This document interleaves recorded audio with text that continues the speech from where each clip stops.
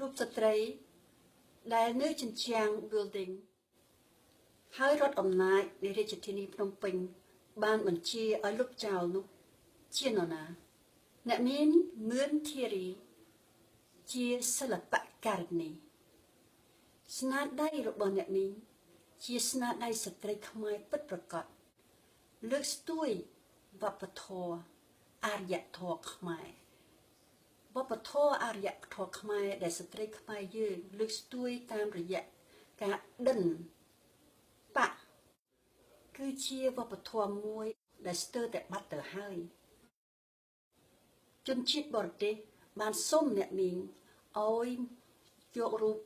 មកគូសនៅលើជញ្ជាំងនៃអគារស building នេះអ្នកនាងមឿនធារីក៏ដូចជាស្ត្រីខ្មែរដទៃទៀតដែល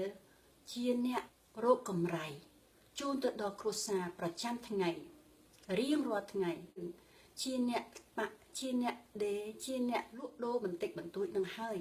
ដែលស្ត្រីខ្មែរយើងជួយឲ្យមានសេដ្ឋកិច្ចកាត់បន្ថយភាពក្រីក្រនៅក្នុងរង្វង់គ្រួសារដែលមានប្រាក់ចំណូលប្រចាំថ្ងៃដ៏បន្តិចបន្តួចនេះដូច្នេះយើងមានការសោកស្ដាយណាស់ដែលរដ្ឋអំណាចនៅរាជធានីភ្នំពេញបានបញ្ជា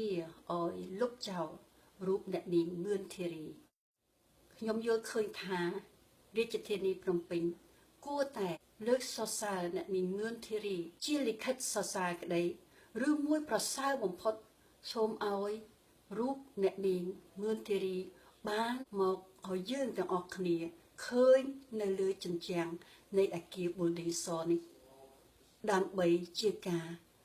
លើកស្ទួយគោរពនៅស្នាដៃស្ត្រីដែលបាននិងកំពុងលើកដង្កើងវប្បធម៌ខ្មែរដ៏ប្រពៃយើង